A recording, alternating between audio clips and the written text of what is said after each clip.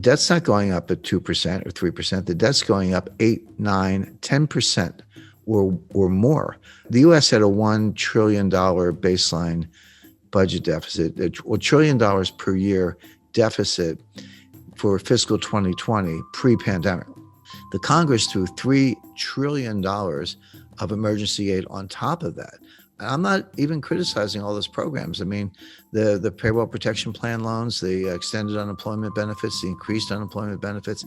Imagine where we'd be if we hadn't done that. But that aside, debt is debt. They piled $3 trillion on top.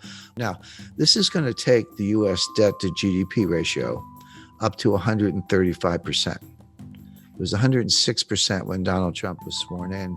It's close to 130% today. Because remember, you got two things going on. It's a debt to GDP. So debt's your numerator and GDP is your denominator, right? Well, what happened? Well, the denominator shrank. This got smaller and this got bigger. So what happens to the ratio? It blows up. So now it's 135%. If you get the laws of economics right, which is not easy because most economists don't, but if you get them right, it's really a reflection of human nature. I mean, what is an economy other than all the people in the economy starting businesses, buying, selling, traveling, providing goods and services, et cetera. So human nature doesn't change, or at least it hasn't changed much in the last 100,000 years. So the fundamental laws of economics don't change either, but circumstances change, facts change, and that's important. Now, to answer your question, Kerry, you're right. There is a school of thought, a growing one, an influential one, that the debt doesn't matter. It's like, well, wait a second. So what? So the debt to GDP ratio went to 135%, which it did. Who cares? Well, what's wrong with it? 180%. We got issues. We got problems. Print up the money and monetize the debt and spend it and keep going. What is the problem? This comes under the banner of something called modern monetary theory, MMT. It's flawed, it's wrong, but it's got its followers, and those followers are now in the White House because one of the things Joe Biden had to do to get elected was to make peace with the Bernie Sanders wing of the Democratic Party. They take the view that if the Treasury didn't spend the money, how would anybody make any money? That's ridiculous, but that's what they say. They say, hey, when the Treasury spends money, what do? Well, they build aircraft. They have benefit programs. They have government contracts. They do whatever they do. But when the Treasury gives you the money, you take the money and you spend it on somebody else, goods and services, go out to dinner, have subcontractors, whatever it might be.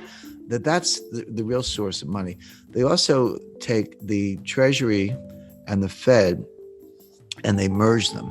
Now, that's not legally the case. The Treasury and the Fed are separate institutions. The Treasury is just part of the executive branch, and the Fed is an independent agency. And the Federal Reserve banks are actually privately owned. A lot of people know, some people know that, some people don't, but the Federal Reserve banks are privately owned by banks in the districts, so Citibank, Bank of America, et cetera. So they're completely separate, but the theorists ignore that and say, no, the Treasury needs to spend money because that's how the economy grows, and the Fed can monetize the debt. So you spend the money you don't have, you borrow to cover it, you issue bonds to cover the borrowing, and if the market wants to buy the bonds, fine. But if not, the Fed can buy them and put them away on the balance sheet, wait 30 years and collect the money. What's the problem? Who cares about the debt to GDP ratio? It's kind of a statistical abstract, but why should that stand in the way of using money to solve our problems, which are free healthcare, free childcare, free tuition, forgiveness of student loans? That's a $1.6 trillion ticket, by the way. And look, everyday readers and investors, there's no reason they should know all this stuff. This is total inside baseball.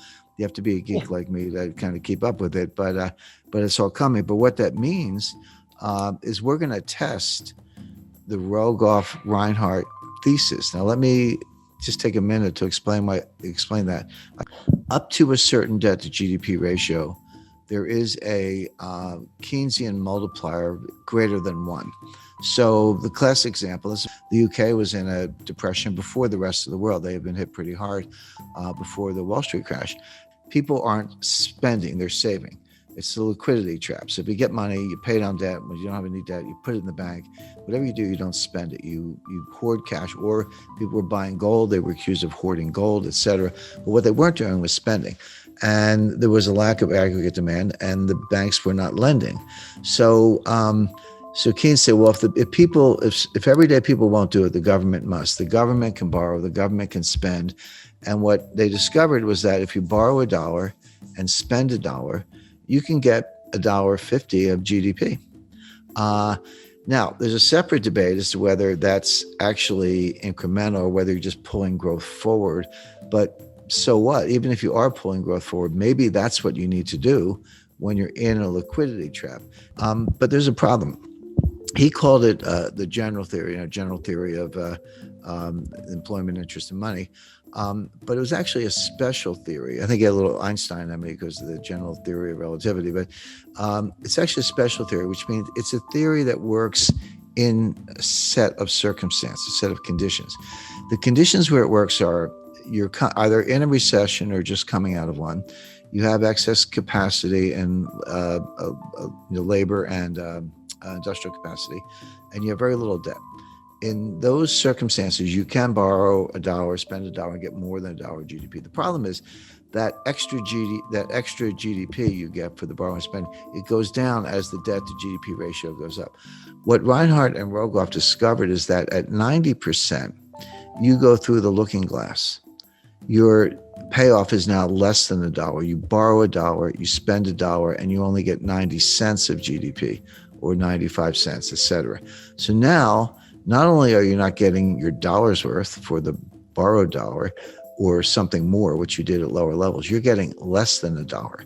So now what's happening? You're borrowing $1, you're spending $1, you're not getting $1 of GDP, but you are getting $1 of debt, which means your debt to GDP ratio is going up and the 90% is getting worse. And I just mentioned the United States is at 135%.